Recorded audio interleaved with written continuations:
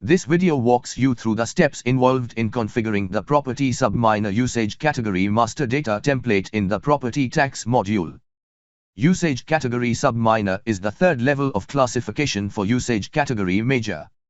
This broad diversification is ideally used to classify the tax amount to which a property could be exempted from. So, a non-residential category can be further classified as industrial or commercial. Download the data template to configure the usage category major master's data.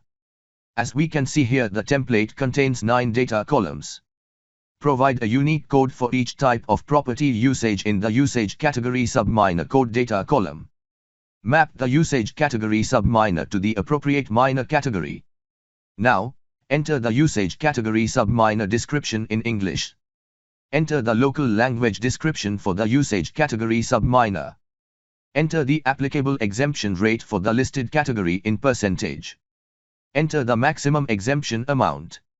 Enter the flat exemption amount.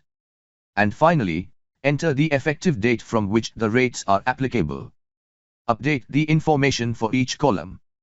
Some columns marked with a star are mandatory. Please make sure all the mandatory columns are updated in the template.